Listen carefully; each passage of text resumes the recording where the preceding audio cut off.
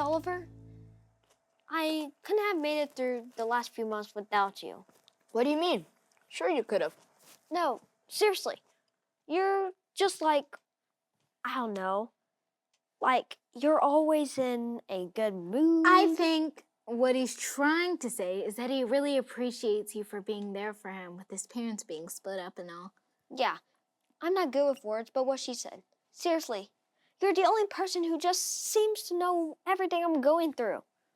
Well, when your parents get divorced, the adjustment is sometimes really hard. When it happened to me, I decided to stick to the positive side. That's how I got through it. What's going on, Kinley? You look like you lost your best friend.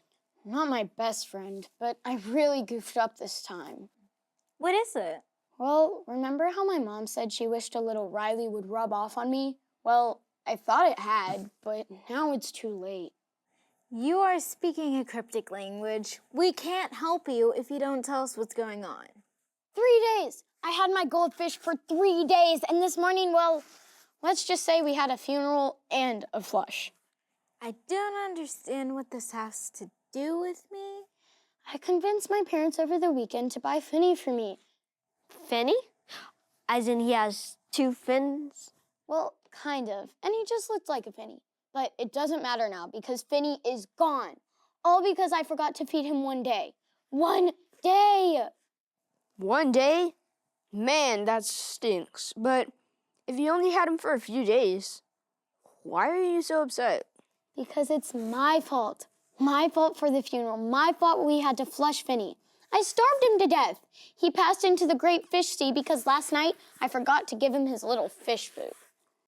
Listen, I'm sure Finny is no longer suffering. And yes, you maybe forgot to feed him 1 day, but I'm pretty sure fish are supposed to go longer without having food for 1 day. Maybe he was sick or something when you got him. Or maybe someone put people food in his tank. Alex, I don't think you're helping. What? I know someone who tried to feed their goldfish one of those little goldfish crackers. Let's just say it didn't end well.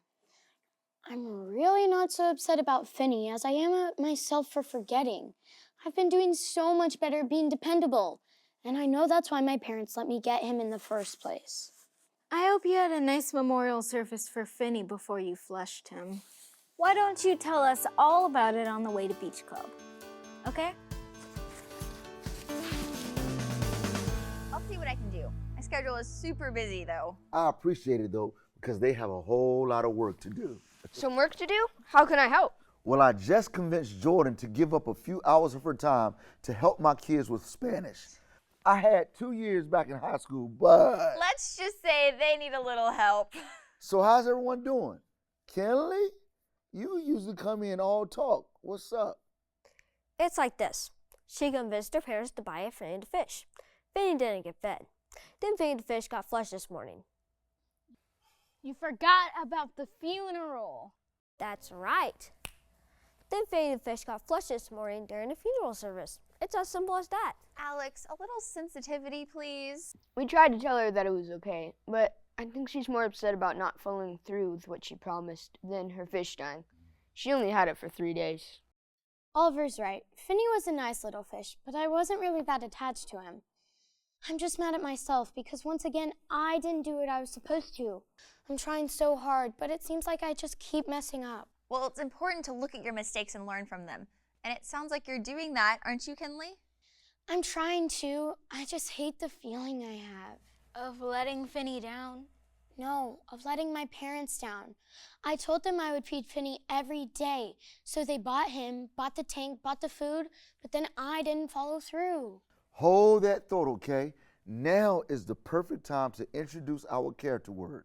Our character word for the week is dependability. It is hard to be dependable, and it takes commitment and discipline. Just know nobody is perfect, Kinley. Right. Except God. Right, except God. Yeah. And you need to give yourself a little slack. I'm sure if your parents know that you're truly sorry, they will forgive you. Now, who can give me a good definition of dependability? Being someone that you can count on, like Oliver here. He's the most dependable person I know. How so, Alex? He's just always there for me. every time I'm dealing with my parents getting a divorce, he just always knows what to say to encourage me. I know that no matter what, I can depend on him. I'm just being me. I didn't know that was dependable. So what I'm hearing you say, you would define dependable as being consistent? Yeah, I guess so.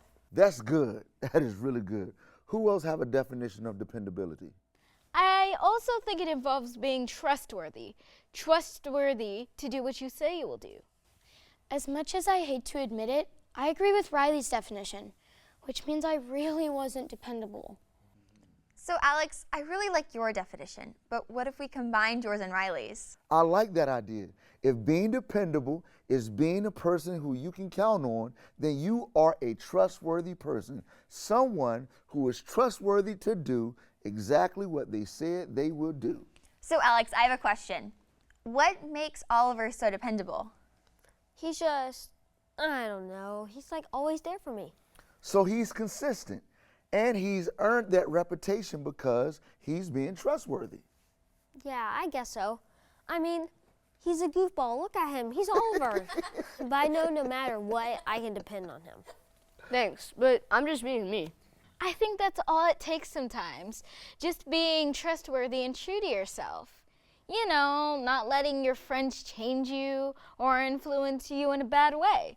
I think that's a pretty cool compliment, Oliver. Yeah, but he did also call me goofball in the same sentence. Well, I remember when I first learned about being dependable when I was your age. It was when I got my first alarm clock. Yeah. It was my chance to show my parents that I could be dependable. I've had an alarm clock for a few years. I use my phone for an alarm clock. I've been getting myself out of bed as long as I have my phone. Really? I don't think I would want to get myself up every day. Agreed. In no form of the future me do I want an alarm clock in the picture. I stay in bed as long as I can, until my mom starts spraying me with cold water to get me out of bed. Seriously? What does she have, like a squirt gun or something? Nope.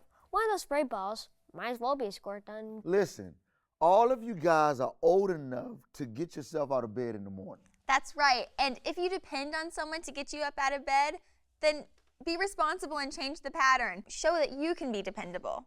When I got my alarm clock, my mom told me not to put it right next to my bed. I have it on my dresser across the room. Once I'm up and out of bed, I usually stay that way. That is a great habit, Riley. It's always a good idea to put your phone across the room, not next to your bed, too. Right, and it doesn't matter whether you use a phone or an alarm clock to get yourself out of bed. The important thing is to be dependable and on time. Yes. Now, Alex, about that water bottle. Exactly what kind is it? I might have to get one of those for my kids. Hey everyone, it's me again, Pastor Mark. Well, in our story today, we're going to learn about someone who is always dependable. Our story is found in the New Testament book of Matthew. Now, remember, the Bible is broken into two parts, the Old Testament and the New Testament. The very first book of the New Testament is Matthew, and that's where our story is found. Hey, let's find it together, all right? Matthew chapter 8, starting in verse 5. You can follow along in your Kids Beach Club Study Bible, starting on page 1034. Now, Jesus lived in the country of Israel, and in those days, Israel was ruled by the Romans. Roman soldiers were all over Israel. Their job was to enforce the laws and maintain Roman rule. Now, Jesus traveled from town to town, like the one I'm in today, teaching about God and healing the sick. Everywhere Jesus went, the crowds followed him. Well, in our story, one of the Roman commanders, a centurion, asked Jesus for help. Did you know that someone who held the rank of centurion was a commander of over 100 Roman soldiers? Well, one day, a Roman centurion came and knelt down before Jesus. He told Jesus that he had a servant whom he dearly loved who was paralyzed. The centurion told Jesus his servant was in great pain and suffering. Now, Jesus offered to go to the centurion's home to heal the servant. I'm guessing that the servant was probably a really dependable servant, don't you think? And you know what else? The servant was probably trusting the centurion to be dependable. The servant was counting on the centurion to find help for him. But wait, who else was dependable in this story? I imagine the centurion believed that Jesus was dependable too. Otherwise, why would the centurion take the time to ask Jesus for help? Well, after Jesus offered to come to the centurion's home to heal the servant, well, you're not going to believe this, but the centurion refused Jesus' offer. You see, the centurion told Jesus how he trusted soldiers under his command to be dependable and to do exactly as he said all the time. The centurion knew that Jesus was even more dependable than anyone. And if Jesus said his servant would be healed, then it would be done. You see, the centurion had great faith in Jesus to keep his promises. Now, in Matthew chapter 8, verse 13, we read that Jesus turned to the centurion soldier and said, "Go your way, and as you have believed, so let it be done for you." And right then, at that very moment, the centurion's servant was healed, right when Jesus spoke those words. You know, Jesus was not only dependable for the centurion, he's dependable for us. You see, Jesus died a terrible death on the cross, was buried, and rose from the dead. When he rose from the dead, he conquered sin and death. Jesus had victory over sin, so we could live eternally with him. He offers forgiveness from sins and new life when we become his followers. We do that when we admit, believe, and choose. Admit you're a sinner and ask Jesus to forgive your sin and come into your life. Believe that Jesus' sacrifice paid the debt for your sin, and then choose to follow Jesus by turning away from your sin and choosing his way rather than your own way. If you have never made this decision to make Jesus your forever friend, today can be the day for you to depend on him for your eternal life. As you choose to follow Jesus, there will be lots of opportunities to learn to be dependable. The more we learn to depend on God, the more we learn how we can grow so others can depend on us too. I hope you're a person who does what they say they will do. Be dependable.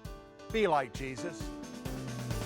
Man, I love the story. The centurion sure had faith that Jesus would heal his servant, didn't he?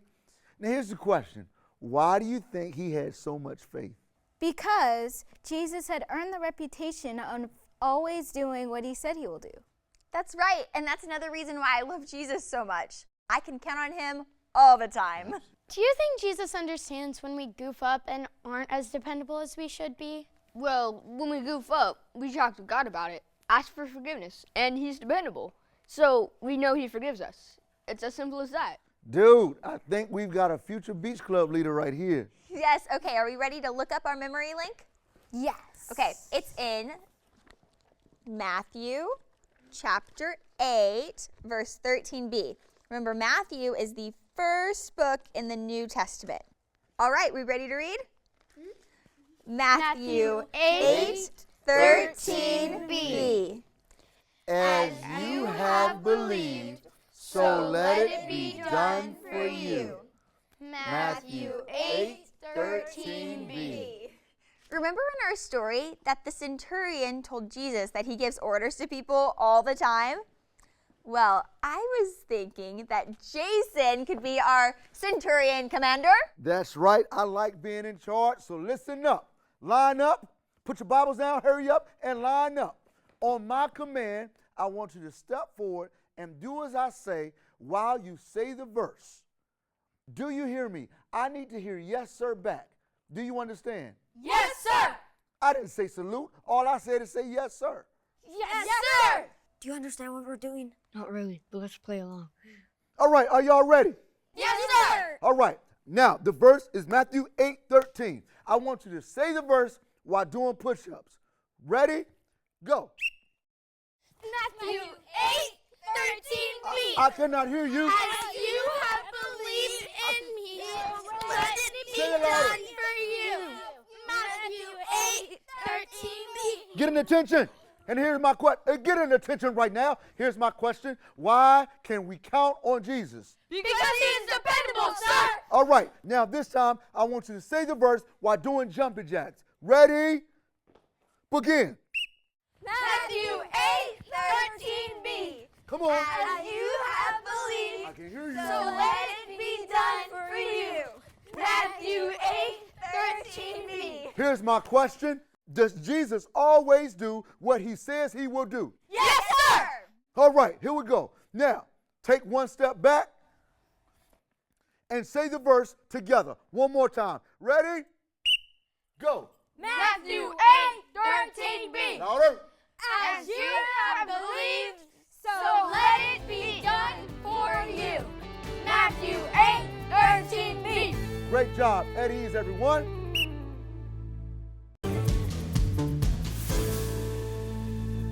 What are you guys working on?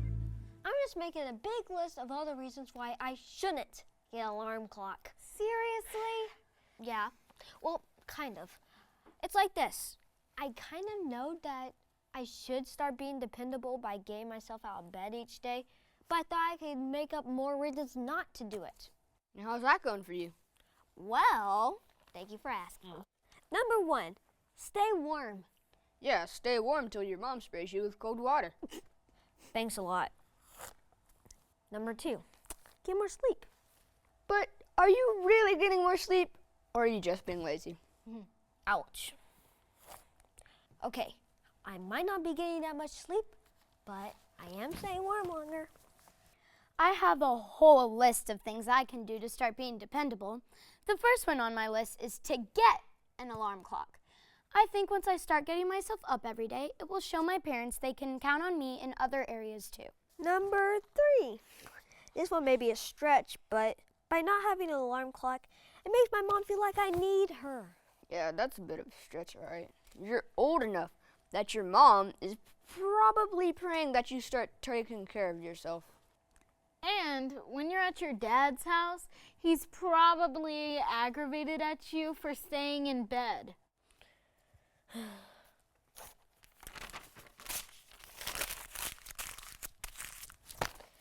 I kind of thought this exercise was going to be a failure, but I had to try. Kinley, I'll give you an A for effort.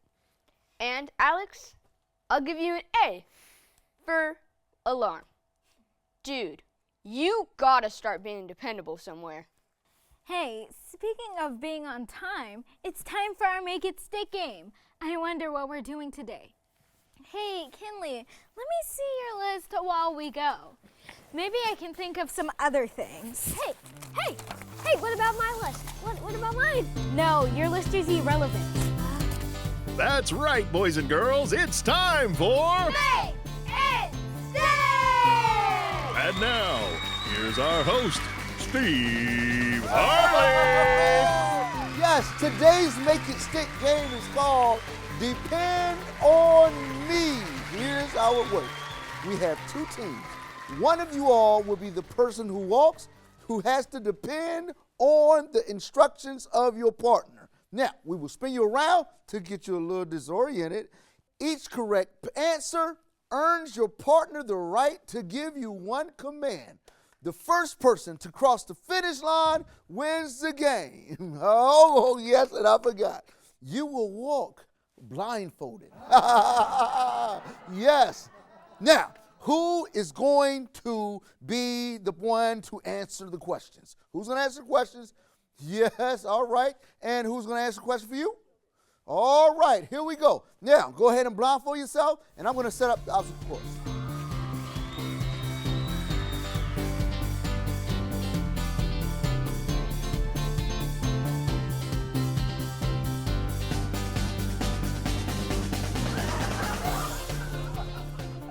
Okay. I believe we are ready to start. Places, please. Answerers. You got this. Really? Oh, yes. Can they depend on you? Let's go. You're going to put you over here. Here we go. And a spin. Disoriented. Okay. Here we go. And a spin. Disoriented. All right. Here we go. Question number 1. What does it mean to be dependable? Yes, sir. Trustworthy to do what I say we will do. Yes, that is it. You may give a command. All right. Take a big step to your left. Big step. Oh, okay. That worked. Oh my goodness, that was a big step. Oh, that was a big step. Oh gosh. I did not expect this one, ladies and gentlemen. Oh my goodness. Wow. Next question. Recite today's memory bank. Oh, yes, ma'am. Matthew 8:13b. Okay. As you have believed, so let it be done for you. Matthew 8. Matthew 8:13b. Yes, you will receive grace, and so it be done to you. Go ahead, give a command. Okay. Kinley, I'm going to need you to step to your right. Take one big step to your right. Oh, nice. That was a good step. Really good step. Don't cheat yourself. Way to go, way to go, way to go. Next question. What did Jesus offer to do when the centurion asked him to heal his servant? Oh! Yes, sir. He offered to go to his house. He offered to go to his house. Yes, you may give a command. Oh boy. Okay. So I want you to get down from there any way you can. Who is that? Is that you, Steve? Yes. There you go. Oh, That feels good. all right, here we go. Next question. Why did the centurion not want Jesus to go to his house? Oh, yes. He knew it wasn't necessary. Jesus could heal him right there. Yes, that is correct. And you can give a command from right there. Okay, I'm going to need you to take one big step forward where you are. Oh, that was a great step. Oh, my goodness. Let's see if you all would continue to be dependable. Next question. When was the centurion's servant healed? Yes. At the exact moment Jesus said so. At the exact moment Jesus said so, yes, you may say so to your partner. Okay. Spread your legs out very wide and take 3 big steps forward. 1, Jump. 2, 2.5, 3. Okay, here we go. Next question. Woo! Oh my, it is getting close. Tell me one way you can be dependable. Yes, ma'am. Set my alarm and don't hit the snooze. Oh my goodness, a child said, don't hit the snooze. Wow, it's a miracle. You may give a command. Take one big step to your right. Oh, she crossed the finish line. We have a winner. Great job, everyone. We'll see you next time on Hey! Hey! Stay! Man, it looks like you guys had a lot of fun. But the question is, did you learn something about dependability? I learned that being dependable is a big responsibility. I agree. Even if you think you're ready, it's hard to follow through and do it right.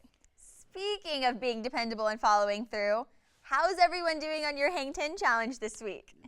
I've been getting up early and spending at least 10 minutes a day with God, reading my Bible and praying.